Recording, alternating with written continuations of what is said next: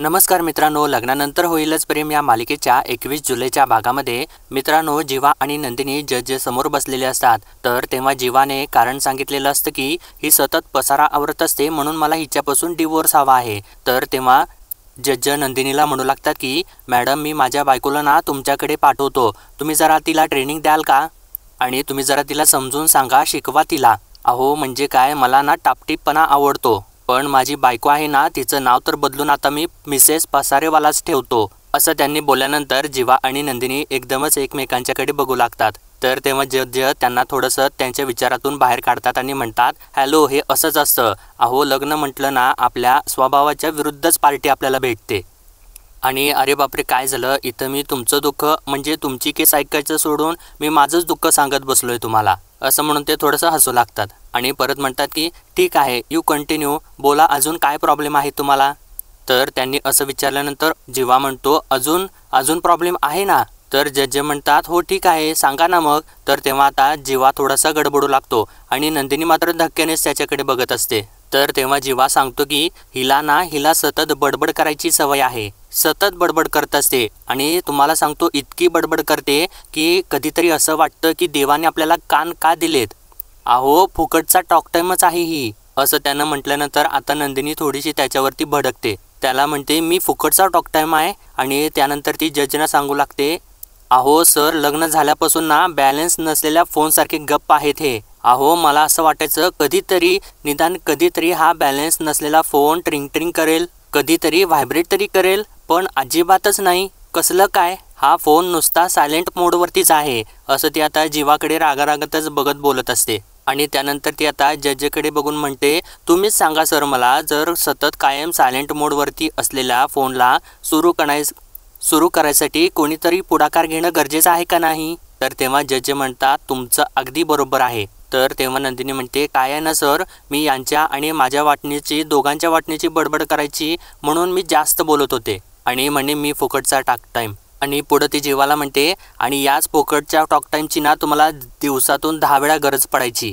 मग couple watch वाजवून कोण बोलवून घ्यायचं मला. तर तेव्हा आता जज त्या दोघांच्या मध्ये पडतात आणि नंदिनीला विचारतात, हे कपल वॉच काय भानगड आहे आणि कोणी दिलं होतं कुणाला. तर तेव्हा नंदिनी सांगते, अहो सर, तेही मीच दिलं यांना, आमची 1 मंथ ॲनिव्हर्सरी सुद्धा लक्षात नव्हती यांच्या, आणि हे कसले मला प्रॉब्लेम सांगतायत. आणि आता ती जीवाला विचारते, मी सांगू का आणखीन प्रॉब्लेम. तर तेव्हा आता जीवा तोंड बंद करून गप्पच बसतो. तर मित्रांनो, आता या दोघांच्या मधली जुगलबंदी संपल्यानंतर इकडे सुद्धा अगदी सेम सीन क्रिएट झालेला असतो. इकडे नंदिनीसारखा पार्थ सुद्धा चांगलाच भडकलेला असतो आणि तो जजना म्हणत असतो की या काय सांगतायत प्रॉब्लेम, मी सांगतो प्रॉब्लेम तुम्हाला. यांच्यासाठी काहीही केलं ना तर फिसकारलेल्या मांजरीसारखी अंगावरती येतात, आय कार्ड घरी विसरून जातात आणि तेच आय कार्ड ना यांना क्लासमध्ये द्यायला गेलं ना मलाच चोर म्हणतात मला. तर तेव्हा आता काव्या पार्थला थोडंसं शांत करायचा प्रयत्न करत असते. तर पार्थ तिच्यावरतीच ओरडतो, मी बोलतोय ना, आणि परत त्या जजला सांगू लागतो, माझ्या गाडीत बसत नाहीत तर ॲटोने जातात क्लासला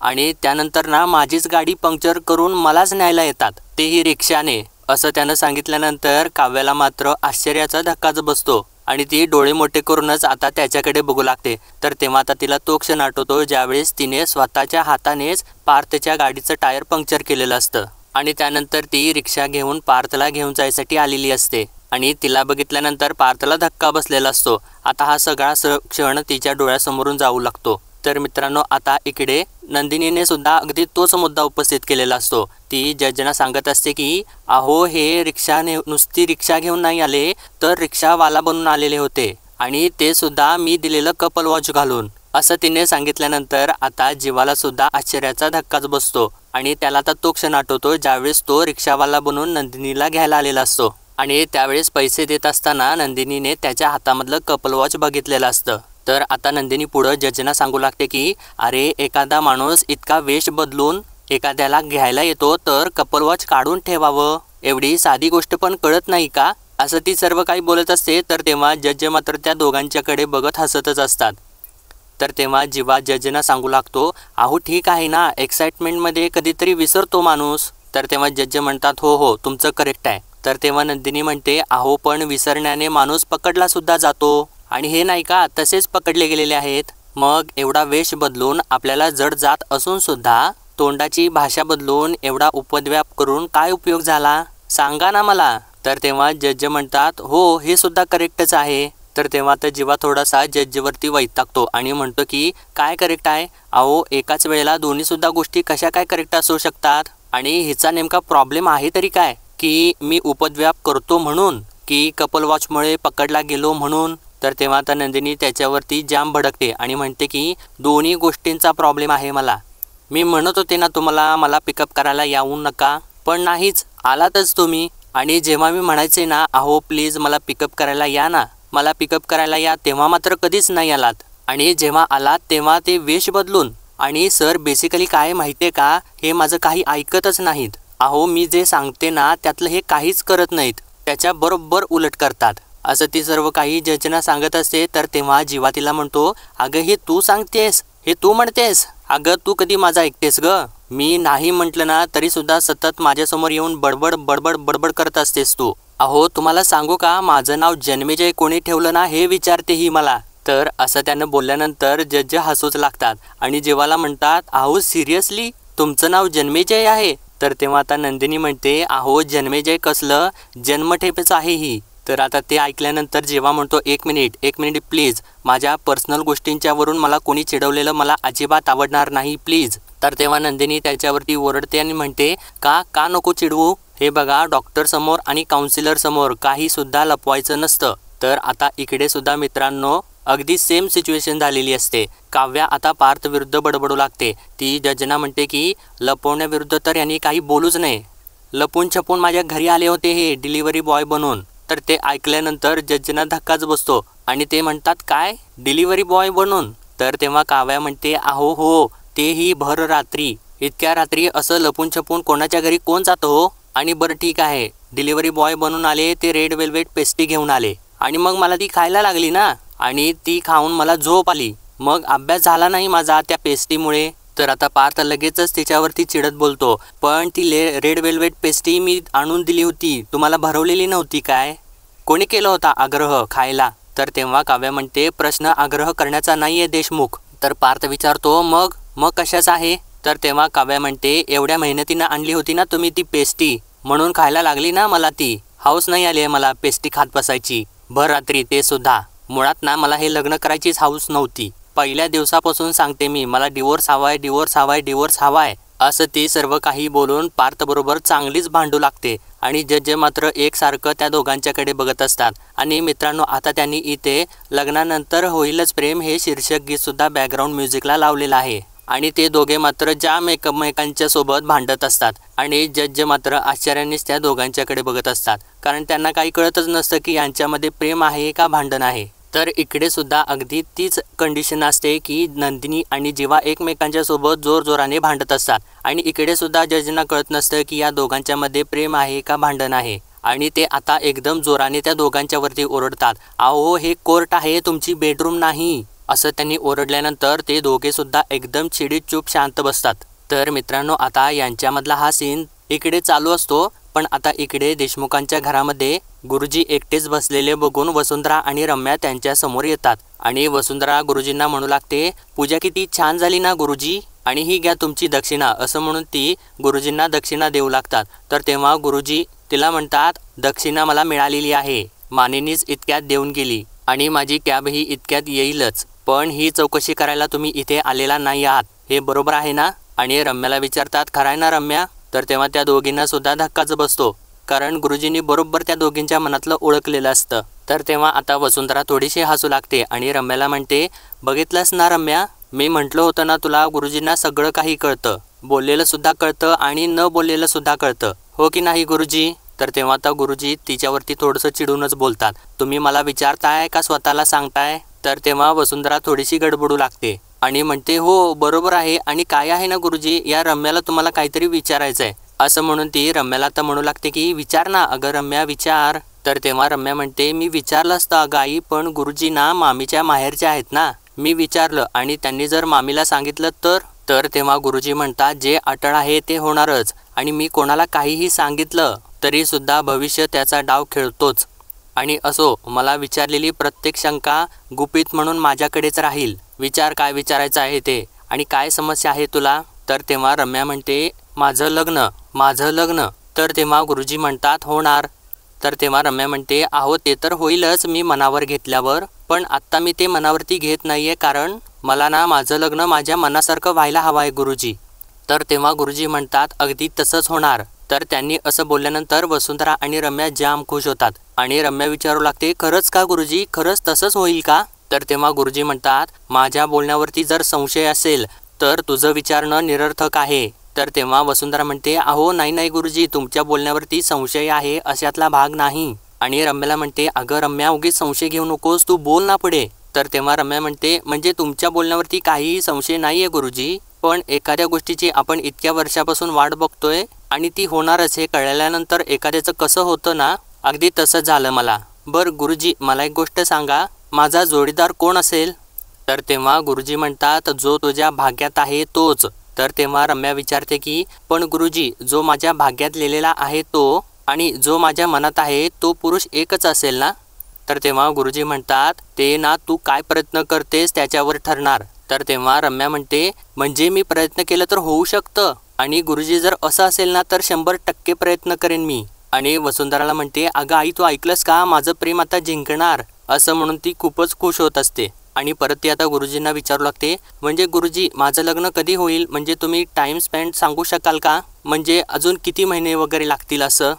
तर तेव्हा गुरुजी तिला विचारतात किती वर्ष वाट बघितलीस? तर तेव्हा रम्या म्हणते मी लहानपणापासून याचीच वाट बघते गुरुजी. तर तेव्हा गुरुजी म्हणतात मग आता घाई कशासाठी? तर तेव्हा वसुंधरा रम्याला म्हणते अगं रम्या तू असं आडून आडून का विचारतेस गुरुजींना, डायरेक्ट विचार ना तू, अगं सांगतील ते. तर तेव्हा गुरुजी सुद्धा हो असं बोलू लागतात. तर रम्या म्हणते ठीक आहे, आणि ती आता गुरुजींना विचारू लागते गुरुजी तुम्हाला फ्युचर दिसतं ना, मग तुम्हाला असं काही दिसतंय का की समोर होम हवन सुरू आहे, मी आणि पार्थ आजूबाजूला बसलेलो आहे, त्याच्या हातात माझ्या नावाचं मंगळसूत्र आहे, असं काही होईल का गुरुजी? तर तेव्हा गुरुजी चक्क तिला सांगतात होय तसंच होणार आहे. तर गुरुजींनी असं सांगितल्यानंतर त्या दोघीसुद्धा इतक्या खुश होतात की त्या आश्चर्याच्या धक्क्यातच जातात. तर तेव्हा रम्या म्हणते अगं आई ऐकलंस का, आणि गुरुजींना विचारते गुरुजी तुम्ही खरं सांगता ना, म्हणजे मला फक्त बरं वाटावं माझं मन राखण्यासाठी, असं काही बोलत नाही आहे ना तुम्ही? तर तेव्हा गुरुजी तिच्यावरती थोडंसं चिडतात आणि म्हणतात की जे होणार आहे ना ते ओळखूनच बोलतो मी, आता खरं काय आणि खोटं काय हे तुझं तू ठरव. तर तेव्हा वसुंधरा म्हणते गुरुजी अहो आम्हाला समजेल उमजेल असं काहीतरी सांगा ना.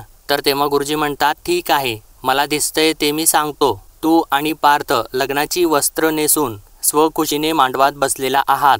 पार्थच्या हातात तुझ्या गळ्यात घालण्यासाठी मंगळसूत्र आहे. सर्व मंडळी समोर तुमच्यावरती अक्षता टाकण्यासाठी उभी आहेत, असं ते सांगत असतात. आणि रम्या मात्र ते सर्व काही इमॅजिन करत असते आणि वसुंधरा सुद्धा इमॅजिन करत असते. तर तेव्हा गुरुजी पुढे म्हणतात सनई वाजते, चौघड्यांचा आवाज वातावरणात दुमदुमतोय. तर तेव्हा रम्या म्हणते हो हो गुरुजी मला सगळं काही दिसत आहे, तुम्ही जे सांगताय ना ते सगळं स्पष्ट दिसतंय मला, आणि आता तर मला खात्रीच पटली आहे की पार्थचं आणि माझं लग्न होणारच. आणि वसुंधराला विचारते आई तुला दिसलं का गुरुजी जे काही सांगत होते? तर तेव्हा वसुंधरा सुद्धा खुश होऊन बोलते अगं हो गुरुजी जे सांगत होते ना ते सगळं काही माझ्या डोळ्यासमोर असं मला दिसत होतं. तर तेव्हा रम्या म्हणते अगं आई पण नक्की असं होईल ना? तर तेव्हा वसुंधरा म्हणते अगं गुरुजी तथास्तू म्हणालेत ना, मग नक्की असं होणार. तर असं बोलल्यानंतर त्या दोघीसुद्धा आनंदाने नाचूच लागतात. तर तेव्हा गुरुजी एकदमच म्हणतात की इथंपर्यंत सगळं काही मनासारखं होईल, पण असं ते बोलत असतात. तर तेव्हा वसुंधरा आणि रम्या अजूनसुद्धा आनंदातच असतात आणि त्यांच्या बोलण्याकडे त्या दोघींचं सुद्धा लक्ष नसतंच. तर वसुंधरा रम्याला म्हणते अगं तू आशीर्वाद घे गुरुजींचा. तर तेव्हा रम्यासुद्धा त्या आनंदाच्या भरातच गुरुजींचा आशीर्वादसुद्धा घेते. तर तेव्हा गुरुजी ओरडत असतात माझं म्हणणं अजून पूर्ण झालेलं नाही आहे, यापुढे, असं ते बोलत असतात. इतक्यातच गुरुजींचा फोन वाजू लागतो आणि त्या दोघींचं गुरुजींच्या बोलण्याकडे अजिबातच लक्ष नसतं, कारण त्या दोघीसुद्धा आनंदाच्या इमले बांधत असतात आणि एकमेकांच्या बोलण्यात आनंदातच त्या दोघी हरवून गेलेल्या असतात आणि त्यामुळे त्या दोघींचे कानसुद्धा बंदच असतात. तर तेव्हा आता गुरुजी फोन उचलतात आणि गुरुजींना कॅबवाल्याचा फोन आलेला असतो आणि गुरुजी म्हणतात हो गेटपर्यंत आलेली आहे का? हो येतोच मी बाहेर, असं ते म्हणतात. आणि त्या दोघींच्याकडे त्या दोघींच्या बडबडीकडे बघतात आणि आपली मान डोलावून तिथून बाहेर निघून जातात. तर इकडे वसुंधरा रम्याला म्हणत असते अगं करणार सगळं काही तुझ्या मनासारखं करणार, मग तर झालं ना, असं ती बोलत असते. तर तेव्हा रम्या मात्र वसुंधराला मिठीच मारते आणि त्या दोघीसुद्धा आनंदाने एवढ्या वेड्या झालेल्या असतात की गुरुजी तिथून निघून गेलेले सुद्धा त्यांना माहिती नसतं. तर मित्रांनो आता या दोघींचं इकडं आनंदोत्सव सुरू असतो आणि इकडे मात्र जज जीवा आणि नंदिनीला म्हणतात, जोक्स पार्ट, पण तुमची कारणं अगदीच किरकोळ आहेत असं त्यांनी म्हटल्यानंतर जीवा आणि नंदिनी एकमेकाच्याकडे बघू लागतात. तर तेव्हा जीवा काय असं त्यांना विचारतो. तर तेव्हा जज म्हणतात, हो मिस्टर अँड मिसेस देशमुख, तुम्ही किती जरी तुमची कारणं जेन्युइन आहेत असं जरी सांगितलं ना तरी सुद्धा ती कारणं कोर्टाला किरकोळ वाटतील अशीच आहेत. आणि इकडे सुद्धा या दोघांच्या बाबतीत सुद्धा अगदी सेमच झालेलं असतं. इकडे सुद्धा जज त्या दोघांना म्हणतात की तुम्हाला कदाचित पटणार नाही, पण इतक्या बेसिक कारणांच्यासाठी माननीय कोर्टच काय, तुमचे वकील सुद्धा तुम्हाला डिवोर्स मंजूर करणार नाहीत असं त्यांनी सांगितल्यानंतर या दोघांना सुद्धा धक्काच बसतो. तर इकडे सुद्धा जज म्हणतात की शिवाय तुमचं लग्न होऊन खूपच कमी काळ लोटलाय असं त्यांनी सांगितल्यानंतर जीवा आणि नंदिनी परत एकमेकांच्याकडे बघू लागतात. तर इकडे या दोघांचे जज त्यांना सांगतात की 1 महिना 28 दिवस इतक्यात तुम्ही दोघांनी एकमेकांना ओळखलंही नसताना एवढी मोठी स्टेप घेणं मला योग्य नाही वाटत असं त्यांनी सांगितल्यानंतर या दोघांचा सुद्धा हिरमूस होतो. तर तेव्हा जज पुढे म्हणतात की त्यामुळे ना मी तुम्हा दोघांना सुचवते की डिवोर्स फाईल न करता एकमेकांना थोडासा वेळ द्या किंवा असं ते पुढं बोलतच असतात. तर तेव्हा काव्या म्हणते, नाही 1 मिनिट, प्रश्न तो नाहीच आहे. मुळात ना आमचं लग्न फार विचित्र परिस्थितीत झालं. हां, आणि त्याचा ब्लेम मी पार्थवरती नाही करणार. ॲक्च्युली ते सुद्धा ना माझ्यासारखेच त्या परिस्थितीत अडकून पडले होते. खरं तर माझीच चूक आहे. मीही त्या दिवशी आई बाबा गावातली सगळी बाकीची माणसं यांचं बोलणं ऐकून प्रेशरमध्ये आलेच नसते तर आज हे लग्न झालंच नसतं. तर तेव्हा आता पार्थ म्हणतो की नाही, खरं तर चूक माझीच आहे असं म्हणून तो आता जजेंना सांगू लागतो की लग्नात जी परिस्थिती ओढावलेली होती त्यात आपण लग्न करूयात आणि गावातून बाहेर पडूयात आणि नंतरचं नंतर बघूयात असं ठरलेलं असताना घरी आल्यानंतर मी काव्याला मोकळं नाही केलं असं तो आता काव्याकडे बघूनच बोलतो. आणि पुढे तो म्हणतो की त्यांची इच्छा नसताना मी त्यांना बायको म्हणून वागवू लागलो. लग्नाच्या दिवसापासून वारंवार त्या म्हणत होत्या की त्यांना डिवोर्स हवा आहे, त्यांना डिवोर्स हवा आहे, पण मीच माझे प्रयत्न चालू ठेवले यांना संसारात गुंतवायचे. तर मित्रांनो, आता इकडे पार्थने सांगितल्यानंतर इकडे नंदिनी सुद्धा अगदी सेम तेच बोलू लागते. ती जजेंना सांगू लागते की खरं तर चूक यांची नाही आहे, खरं तर चूक माझीच आहे, मीच गाफील राहिले. त्या दीपकला मी फारच हलक्यात घेतलं. पार्थ आणि काव्याचं लग्न झालं ना तेव्हाच मी मागच्या मागे निघून जायला हवं होतं, पण मी जाब विचारायला पुढे आले. काय करू, अहो हर्ट झाले होते मी, पण सगळेच जण माझ्याच विरोधात उभे राहिले. मग सगळ्यांच्या आरोपामुळे अक्षरशः मी गुदमरून गेलेले होते. त्या क्षणी मला जो वाचवायला हात पुढे आला ना तोच मी धरला आणि त्यावेळेला मी हा विचार केलाच नाही की समोरचा माणूस हा मनापासून करतोय हे सगळं का दयेपोटी करत आहे, आणि दयेपोटी फक्त चॅरिटी होते, संसार नाही असं तिने बोलल्यानंतर आता जीवाला परत धक्का बसतो. तर जीवा तिला म्हणतो, अगं प्लीज असं बोलू नकोस, यामध्ये तुझी काही सुद्धा चूक नाही. दोष कुणाचा असेल ना तर तो माझा आहे. माझं ज्या मुलीवरती प्रेम होतं तिचं लग्न झाल्याचं कळलं आणि मला प्रचंड राग आलेला होता आणि तेव्हा सगळेच तुझ्यावरती चिखलफेक करत होते. मला नाही बघवलं ते आणि त्यात मी लग्नासाठी उभा राहिलो आणि माझ्यासोबत तुझंही आयुष्य बर्बाद केलं. तर आता ते सांगत असताना जीवाच्या डोळ्यामध्ये थोडंसं पाणी आलेलं असतं आणि त्याला सावरायसाठी नंदिनी आपला हात थोडासा पुढं करते आणि परत थोडं थांबून ती आपला हात मागं घेते आणि तेव्हा तिच्या डोळ्यात सुद्धा थोडंसं पाणी आलेलं असतं. तर मित्रांनो, आता इकडे सुद्धा पार्थ काव्याची माफी मागतो. तिला म्हणतो, आय एम सॉरी काव्या, चूक माझीच आहे असं सांगून तो थोडंसं बाजूला बघत आपले डोळे पुसू लागतो. तर तेव्हा आता काव्या आपल्या पर्समधून रुमाल काढते आणि ती पार्थ समोर धरते. तर तेव्हा आता पार्थ काव्याकडे बघू लागतो आणि तिच्या हातामधून रुमाल घेऊन तिला थँक्यू असं म्हणतो आणि चष्मा काढून तो आपले डोळे पुसू लागतो. तर आता इकडे मित्रांनो, जीवा एकदमच पाणी पितो आणि थोडासा शांत होतो. तर तेव्हा नंदिनी जजेंना सांगते की सर, जीवांच्याबद्दल माणूस म्हणून मला काहीच प्रॉब्लेम नाही आहे, पण मी त्यांना नवरा नाही म्हणू शकणार कारण ते मला बायको मानत नाहीत आणि ते ना मला स्पष्टपणे कळतंय. शिवाय एकदा मनापासून जीव तोडून संसार केल्यानंतर आणि तो मोडल्यानंतर पुन्हा हा खेळ खेळण्यात मला काहीच इंटरेस्ट नाही आहे असं तिने बोलल्यानंतर आता जीवा परत धक्क्याने तिच्याकडे बघू लागतो. तर मित्रांनो, आता इकडे काव्या पार्थबद्दल बोलू लागते. ती सांगते की इंटरेस्टिंग आहेत तरी सुद्धा पार्थ देशमुख हुशार आणि प्रेमळ सुद्धा आहेत, पण मलाच आता लग्न करायचं नाहीये. IAS होणार आहे मी आणि खूप चांगलं काम करून दाखवायचं आहे मला. खरं तर पार्थ माझ्यापेक्षा खूप चांगली मुलगी डिझर्व करतात, म्हणूनच मला त्यांना या नात्यात अडकवून ठेवायचं नाहीये. तुम्ही प्लीज आम्हाला लवकरात लवकर मोकळं करा, म्हणजे पार्थ त्यांच्या आयुष्याची एक नवीन सुरुवात करू शकतील असं ती सांगत असते. तर तेव्हा मित्रांनो, पार्थला त्रासच होत असतो तर आता काव्या पार्थकडे बघून म्हणते की यावेळी आता माझ्याशिवाय. तर मित्रांनो आता इकडे जज जीवा आणि नंदिनीला म्हणतात ठीक आहे, मी आता तुमच्या वकिलांशी बोलून डिवोर्स फाईल करायला सांगतो, पण मग कोर्टाच्या नियमानुसार 6 महिने वेगळं राहायची तयारी ठेवा. तुम्ही या नात्याला आणखीन एक चान्स द्यायला तयार नसालच.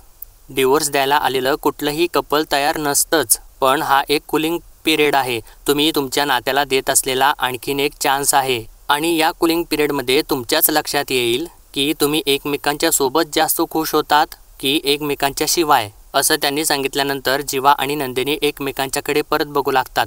तर मित्रांनो आता इकडे सुद्धा जज पार्थ आणि काव्याला म्हणतात ठीक आहे, कोर्ट तुमच्या अर्जावरती विचार करेल, पण या कालावधीत तुम्हाला एकमेकांच्यापासून वेगळं राहणं अनिवार्य असेल. असं त्यांनी सांगितल्यानंतर या दोघांना सुद्धा धक्काच बसतो. तर आता इकडे जज या दोघांना सांगतात की तसंच या कालावधीत नियमित तुम्हाला तुमच्या काउन्सिलरना भेटणं अनिवार्य असेल आणि त्यानंतर शिक्का हातामध्ये घेऊन कोर्ट तुमचा 6 महिन्यांचा घटस्फोटाचा अर्ज मंजूर करून घेत आहे असं म्हणून त्या पेपर्सवरती ते शिक्का मारतात.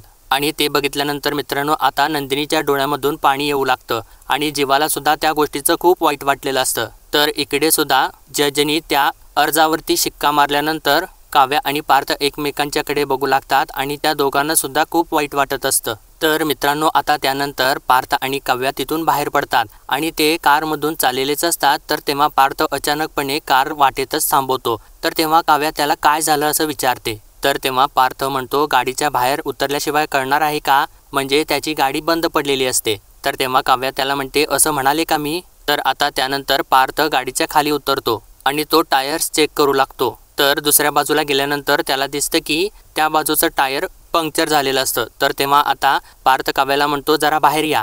तर तेव्हा काव्या आता गाडीमधून खाली उतरते आणि काय झालं असं विचारते. तर तेव्हा पार्थ त्या टायरकडे हात करत म्हणतो हे काय आहे. तर तेव्हा आता काव्या त्या टायरकडे बघते आणि पार्थला म्हणते चष्म्याचा नंबर वाढलाय का तुमच्या, दिसत नाहीये का टायरची हवा गेलीये. तर तेव्हा पार्थ म्हणतो म्हणूनच विचारतोय, मागच्या वेळी जेव्हा हवा गेली होती त्यावेळी असं तो बोलत असतो. तर तेव्हा काव्या म्हणते 1 मिनिट, म्हणजे तुम्हाला काय म्हणायचंय, कोर्टातून बाहेर निघताना मी तुमच्या टायरची हवा काढली असं. तर तेव्हा पार्थ म्हणतो होऊ शकतं ना, करूच शकता तुम्ही, खरंच सांगा हे केलंय का तुम्ही. तर तेव्हा काव्या म्हणते उगाच्या उगाच माझ्यावरती नको ते आरोप करायचे नाहीत, हाऊस नाही आली आहे मला तुमच्या गाडीची हवा काढून अशा या सुनसान जागी येऊन अडकायची. तर तेव्हा पार्थ म्हणतो खरं आहे, आधीच या लग्नात अडकून पडलोय, हे काय कमी आहे का.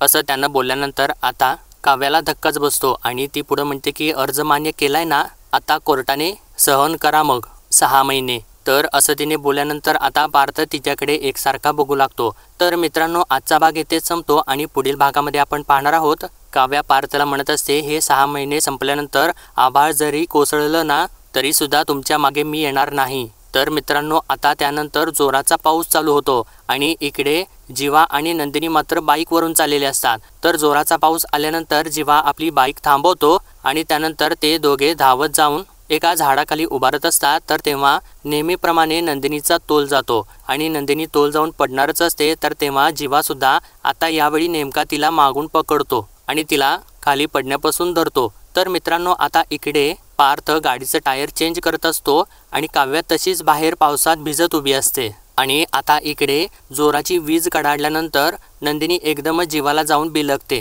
आणि त्यानंतर ती आता त्याच्या नजरेमध्ये बघू लागते. तर मित्रांनो आता इकडे पार्थ भिजत असलेला बघून काव्या त्याचंच जॅकेट घेते आणि त्याच्या डोक्यावरती धरते. तर मित्रांनो पुढील अपडेटसाठी लाईक शेअर आणि सबस्क्राईब नक्कीच करा.